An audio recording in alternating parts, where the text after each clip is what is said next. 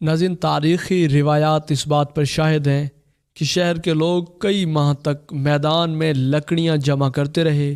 دراصل قوم لکڑیاں جمع کرنے کا کام اپنے باطل معبودوں کی خوشنودی کے لیے کر رہی تھی، تاکہ پتھر کے وہ سب معبود ناراضگی ختم کر دیں اور حضرت ابراہیم علیہ السلام کے ہاتھوں ہونے والے نقصان کی تلافی ہو سکے۔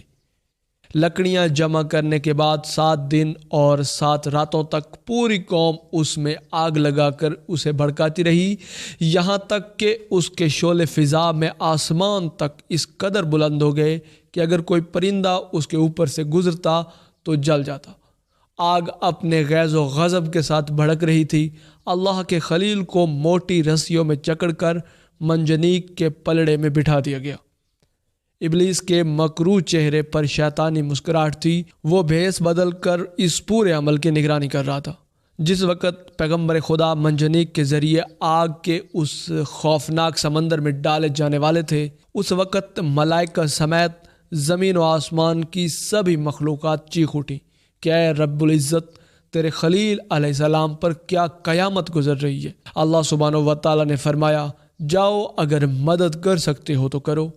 فرشتوں نے مدد کرنے کے لیے حضرت ابراہیم علیہ السلام سے اجازت چاہی تو آپ علیہ السلام نے فرمایا، میرے لیے اللہ ہی کافی ہے، وہ میرا حال دیکھ رہا ہے۔ حضرت جبرائیل امین علیہ السلام نے عرض کیا، آپ علیہ السلام کو مجھ سے کسی قسم کی مدد کی حاجت ہے تو حکم کریں، میں حاضر ہوں۔ فرمایا، حاجت تو ہے مگر آپ کی طرف سے نہیں بلکہ اپنے رب کی طرف سے۔ ناظرین، علامہ ابن قدسی علیہ رحمہ تحریر فرماتے ہیں کہ جب مشرکین حضرت ابراہیم علیہ السلام کو منجنیق میں بٹھانے لگے تو اس وقت حضرت ابراہیم علیہ السلام اس دعا کو ورد زباں بنائے ہوئے تھے، لا الہ الا انت سبحانک انی کنت من الظالمین۔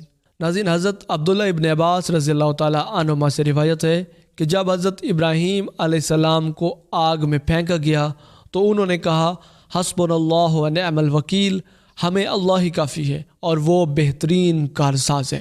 حضرت ابو ہریرہ رضی اللہ تعالیٰ عنہما سے مروی ہے کہ رسول اللہ صلی اللہ علیہ وآلہ وسلم نے فرمایا، جب حضرت ابراہیم علیہ السلام کو آگ میں ڈالا گیا تو انہوں نے کہا، اے میرے اللہ، تو آسمان میں تنہا ہے اور میں زمین میں تیری عبادت کرنے والا تنہا۔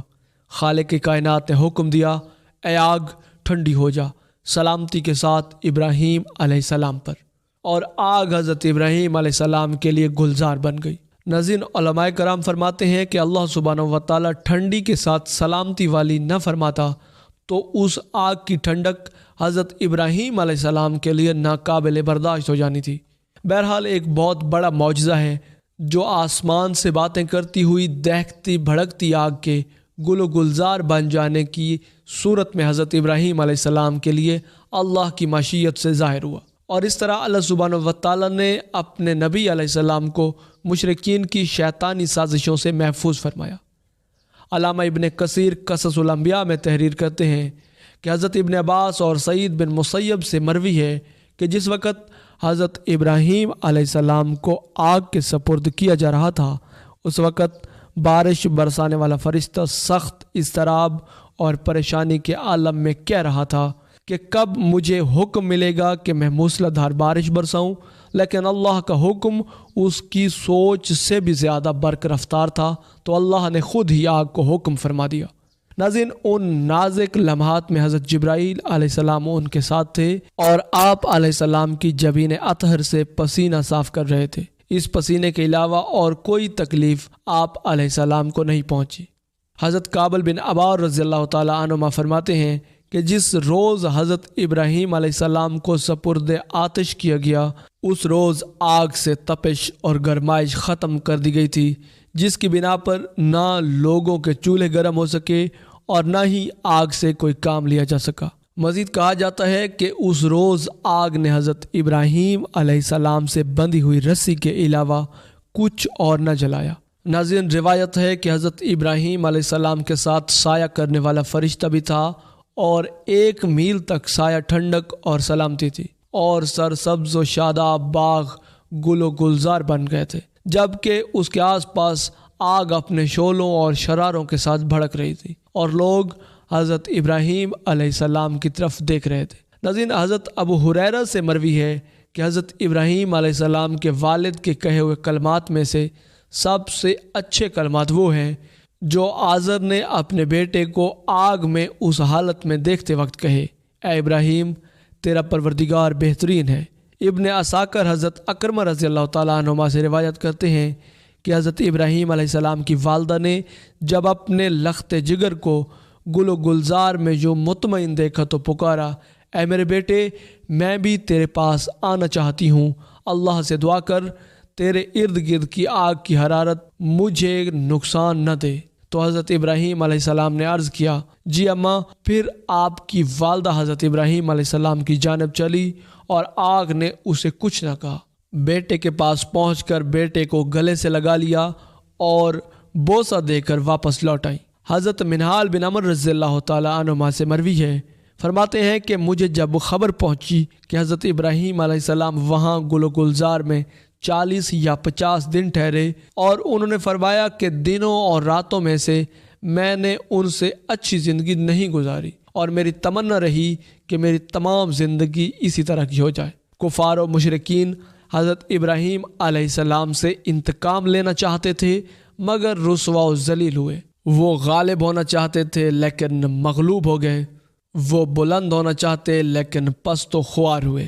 حضرت علامہ اقبال علیہ الرحمہ نے حضرت ابراہیم علیہ السلام کے عشق حقیقی کو بڑے خوبصورت انداز میں پیش کیا۔ فرماتے ہیں کہ بے خطر کود پڑا آتش نمرود میں عشق، عقل ہے محو تماشا لب بام ابھی۔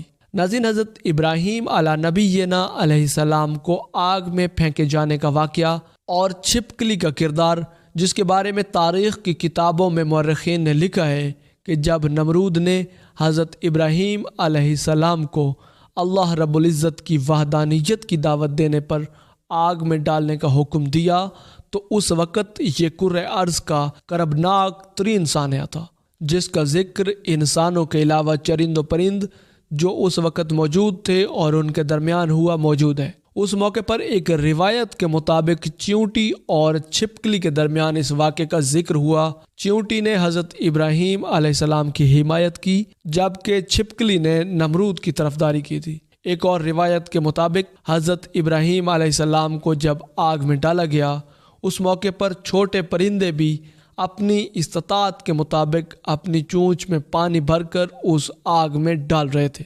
تاکہ یہ آگ حضرت ابراہیم علیہ السلام کے لیے ٹھنڈی ہو سکے۔ اس موقع پر یہی چھپکلی تھی جو اس آگ کو اپنی پھونکوں سے مزید بھڑکانے کی کوشش کر رہی تھی۔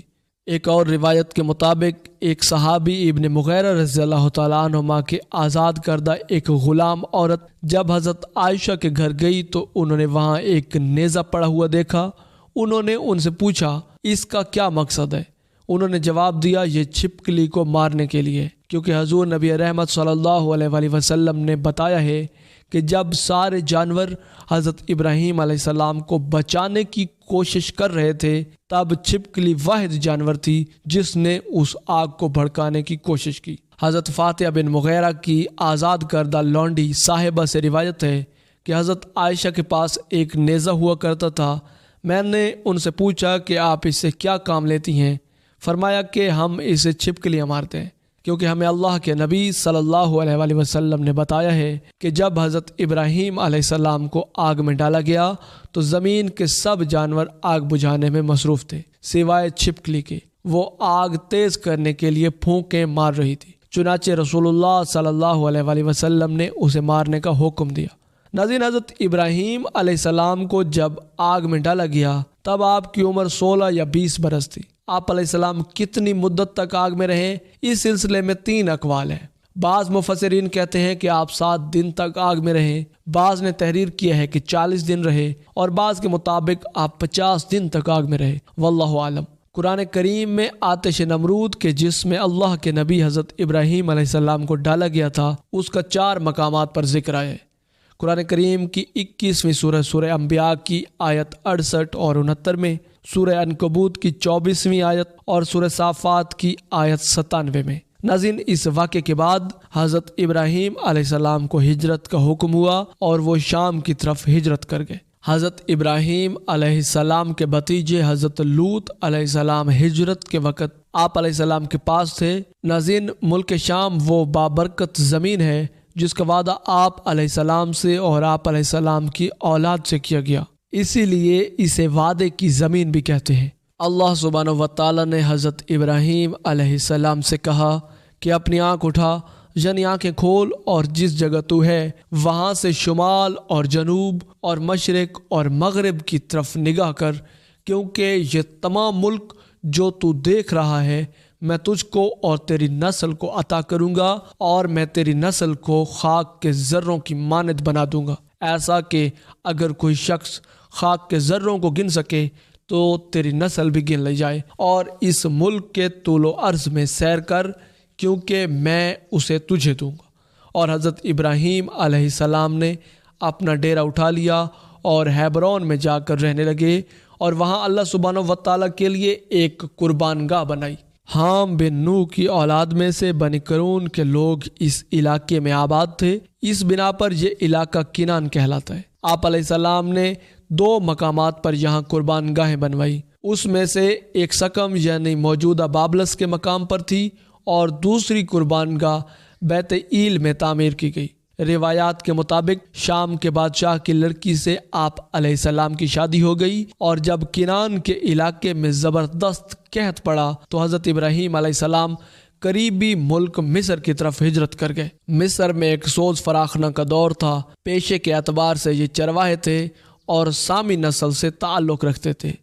سامی بادشاہ کو جب ایک سامیوں نسل خاندان کی آمد کی خبر ملی تو اس نے بہت آؤ بھگت کی اور اپنے قدیم خاندان سے تعلق استوار کرنے کے لیے بی بی سارہ سے نکاح کا پیغام دیا۔ لیکن جب اسے پتہ چلا کہ جناب سارہ شادی شدہ ہیں تو اسے افسوس ہوا، اور اس نے اپنی بیٹی ہاجرہ حضرت ابراہیم علیہ السلام کی خدمت میں پیش کر کے تعلق استوار کر لیا، اور بہت سارا مال مویشی آپ علیہ السلام کے ہمراہ کر دیے۔